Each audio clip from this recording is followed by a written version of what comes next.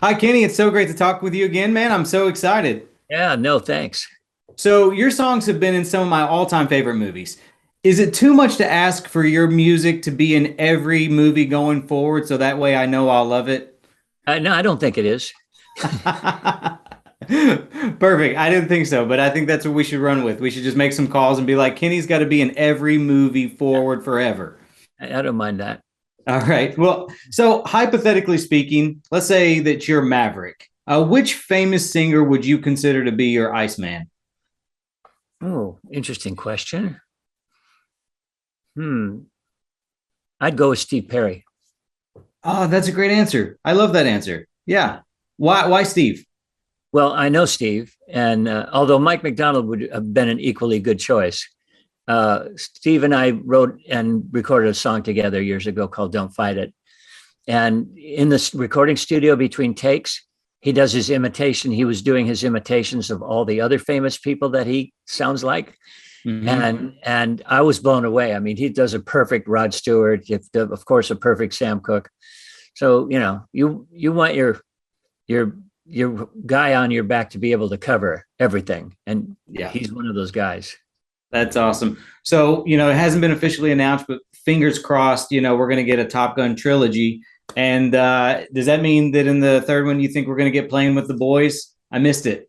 Yeah, oh, thanks. I appreciate that. No, I had recorded a new version at their request with a girl, with female singer named Butterfly Boucher, and we presented it to the director, but he was looking for something more different, and so it didn't make the movie. But it's still, I think, in its own right, it's a really cool version. Butterfly took it to where she lives in the sort of a punkier, moodier thing to it, and I really love it. I think it's a very cool version. She's a terrific artist, and we've released both that and the remake of Danger Zone now through all the streaming services. So whatever you use, you can find it. Awesome. That actually leads me into my next question because you've got so many iconic songs, but what's the one song you have that you feel is the most underrated and it deserves a bigger audience? Because I just want to know because I will go download it right now. Oh well, most underrated. I don't know if I would use underrated. More like ignored or not noticed Yeah. is Conviction of the Heart, which Okay. I know that it's well known because of the Leap of Faith record is about 1.5 million units, but at the same time I feel like it's quintessentially me during that period of my life, and I'm especially proud of it. But I try through my career I try to write things that I will be proud of, Hmm. and so I try not to skimp. I Right. try to stay focused on my work, and there's a few that I would put up there, but especially Conviction of the Heart. Okay. I can't wait to check it out. Thank you. Which 80s movie do you think would have been infinitely better had they used one of your songs?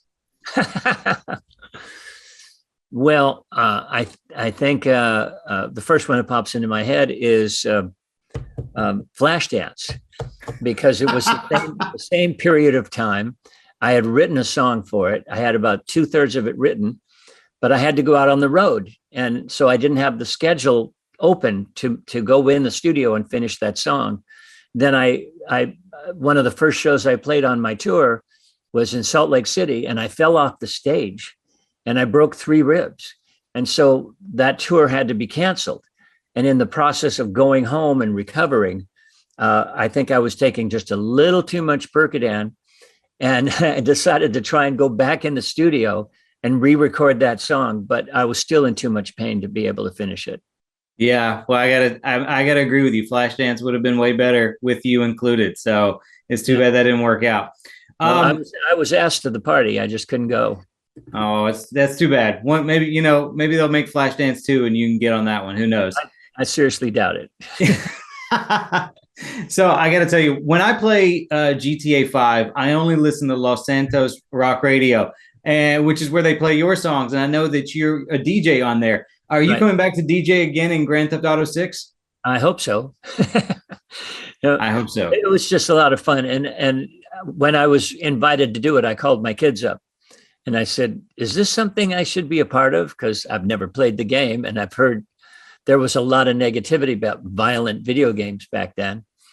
And they said, Dad, it doesn't matter. It's so much a part. It's inextricable from the social phenomena that are happening now. I said, this is part of social history, and you've got to do it. So I did it, and it was fun. The writers of that game are hilarious, and they're also really smart guys. So yeah.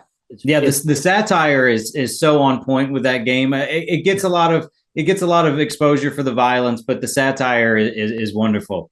Yeah, it's actually hilarious. Mm-hmm. I agree. I hope you get to come back, because I will definitely be picking up the game, and I want more Kenny Loggins music on there. There you go.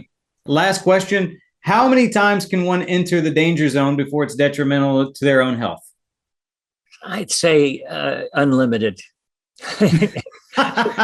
Because ask Archer. They've used it 100 times now, and he's not worn it out yet.